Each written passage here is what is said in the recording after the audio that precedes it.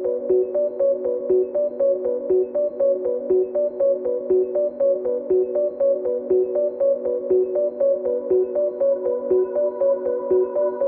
everyone, welcome back to Mystifying Miracles. I'm Kristen and I search out true stories every week that always contain at least one miracle. So if that sounds good to you, listen along and we're going to get right into it. Paula was an 11-year-old girl when her 10-year-old brother Steve died in a car accident. Her family devastated, obviously, right off the bat when this happened.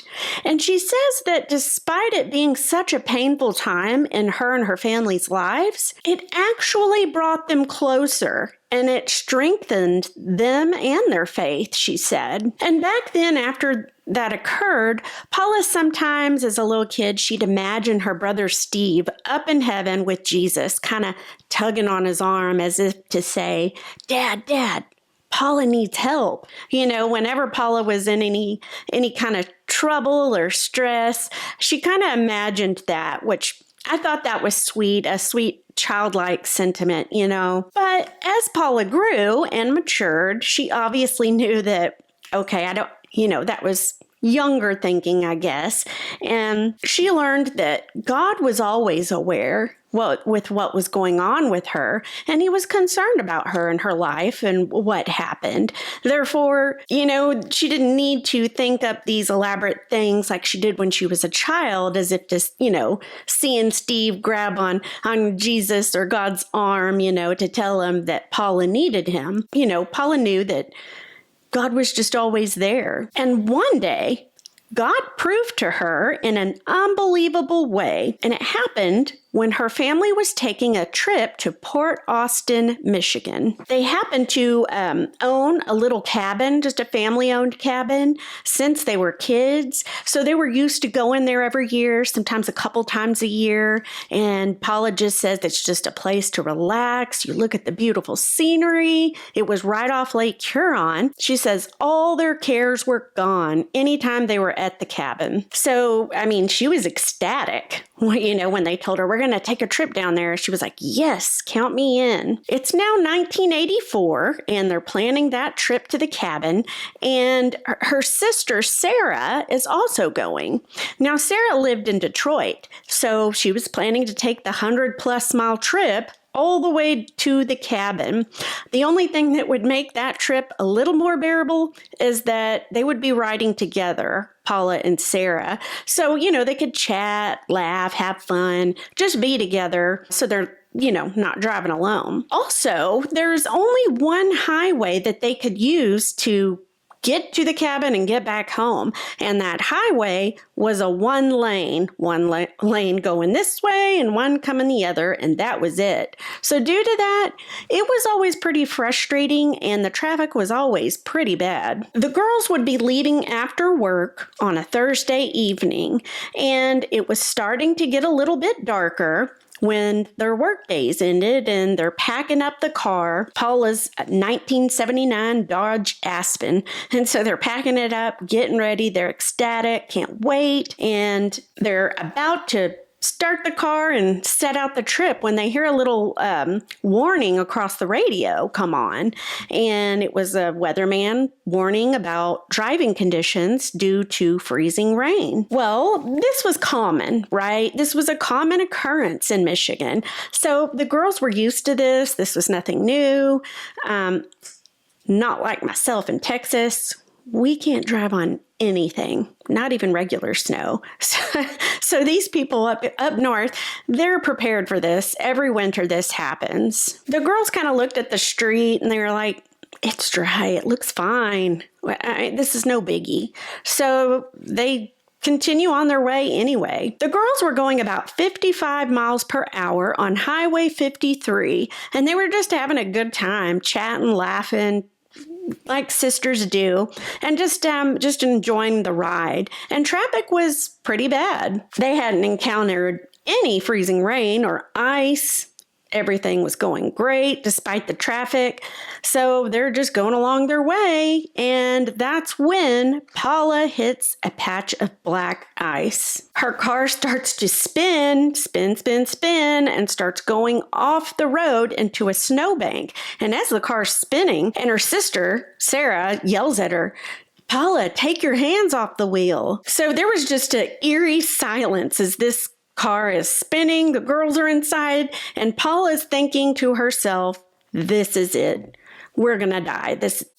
It's over for us. She didn't say that because of her sister in the car, but she was thinking that. And then it said, as it's starting to slow down the spinning, the girls said they heard a muffled impact and the car bounced off of something soft, which was a snowbank. And it said once it did that, it spun just a few more times before abruptly stopping. And Paula said they had their dog Mia, who was in the back seat before the spinning began. But once the car came to an abrupt stop, they looked down and now Mia was somehow in the floorboard in the passenger seat in front, right in front of Sarah's legs. And it said the dog just kind of looked at everybody confusing, like, okay. So that was weird. I don't know how that happened, but anyway, and once they calmed down, it had stopped and they're looking at the dog and Paula looks out the window and there's no cars. She said there were no cars in either direction. It was completely just desolate. And she was kind of like, what? Because they were just in a ton of traffic. So both girls got out of the car. They just wanted to survey if there was any damage. And they saw that the back rear tire was stuck in part of the snow embankment. So Sarah's just kind of kicking around at some snow, trying to see if she can get it loose a little bit. But that wasn't helping any. And in the distance, there was like a little farmhouse with a light on. And Sarah says, maybe we should walk there and ask for help. But Paula was like, that's not a good idea, because they looked down and there was at least a foot of snow. And it wasn't like the farmhouse was near, so there'd be no way. Paula said, we'll just wait a little bit. Let's see if somebody comes along that can help us get out of this. So a few minutes go by. And in the distance, the girls see some headlights coming toward them. It was a pickup truck, and it slowed down as it passed them. It was an older man in the front seat, and then the passenger seat was a woman holding an infant. That truck passes them slow on the road, then it stops right in the middle of the road, and the man gets out. He says, "Are you stuck?" And Paula and Sarah say, "Yes, sir. Do you think you could help us?" And so he proceeds to go to the bed of his truck. He has a shovel with him. He gets the shovel out and he comes over to the girls. He starts to dig around that tire that is stuck. So he's just shoveling snow.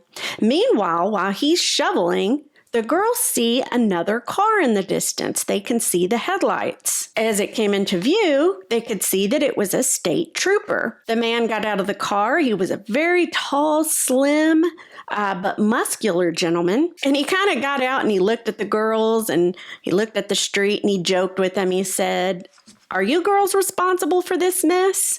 Referring to all the snow and ice. And then he just asked them, are you both okay? Paula and Sarah say, yes, we're fine. No one's hurt, but we're stuck. And luckily, had it not been for this older gentleman here helping us out, we don't know what we'd do. And that's when the state trooper, he looks at him and he's like, "What gentleman?" Paula looks at her sister, Sarah, and she says, "Sarah, where did that man go?" Well, Sarah had no clue because she had been paying attention to the state trooper. So they're looking around and Sarah has no clue either. Even the truck's gone. There's no truck. There's no shovel. There's no man. Where did they go? And so the trooper, he just wasn't too concerned with whatever they were talking about. He didn't see any man or whatever truck. There wasn't one. So he proceeds to explain how he's going to help them get out of this embankment. And he said, "All right, I'm going to go lift the back of the car. And when I tell you to, gun it, rev the engine." And so they do. He tells her when. As he's lifting the back bumper, she does. And the car surges forward. And now it's unstuck. So it worked. And that's when, immediately as this car is surging forward, Sarah tells her sister, she looks and she says, "Paula, look." And now, when the girls are looking at the road, there's cars again. There's traffic in both directions, just like it was before. And they said that they had seen a second state trooper who had been in the middle of the street. He had a flare in his hand and he was helping direct traffic. I guess I'm not sure if it was around patchy spots or what, but they saw him directing traffic on the road. Paula was just, I guess, flabbergasted. She didn't know what had just happened. And that's when the trooper, he came to her window, knocked, and he said, "All right, girls, you're all set. Drive safely." And Paula asked him before he left, she said, "How did you do that?" Because, he literally lifted the back of their car when she gunned it so that they could get out of the embankment. And he kind of joked with them and he said, just a little bit of muscle. That's all. And he grinned. And then, of course, told them to drive safe and have a good night. Now, to this day, Paula and Sarah cannot explain. They don't have a clue what happened that day. Like, what in the world? What happened to that man, his truck, his family? What happened to the traffic? How come there was no traffic going either way when they got caught in the snow embankment? And then after they're out of the embankment, how did the traffic get? Now the traffic is back. Like, what? I can't even put that together in my head. I have no clue how that happened. Obviously, the girls to this day still remember it. And they know that God spared them that day because they think about it, Had they passed away, they already had a brother pass away when they were young. They'd have hardly no children left. They'd have their older brother, and him and the parents would have been devastated to lose both the girls. So they take it as God spared them and kept them safe that day. And Paula, quote, "He has the power to catch the sparrow and protect it from harm. We are his children, and he loves us immeasurably more than the sparrows." That's so true. That's so very true. This one, I don't know what to think about this either, guys. Like, how the guy disappeared. Was the older man an angel? The one that disappeared? But then what about the traffic that disappeared and then reappeared? I don't even have an explanation for that. What do you guys think about it? Let me know in the comments. And then also just remember to like and subscribe if you like this kind of content, and share it around if you'd like. Other than that, guys, I just want to thank you for watching because I do appreciate it. And now I'm starting to pick up in subscribers a little bit more. So I know it's slow going, but I just appreciate you guys, and I appreciate you, and I hope you love the stories, as do I. I am going to see you guys for the next one.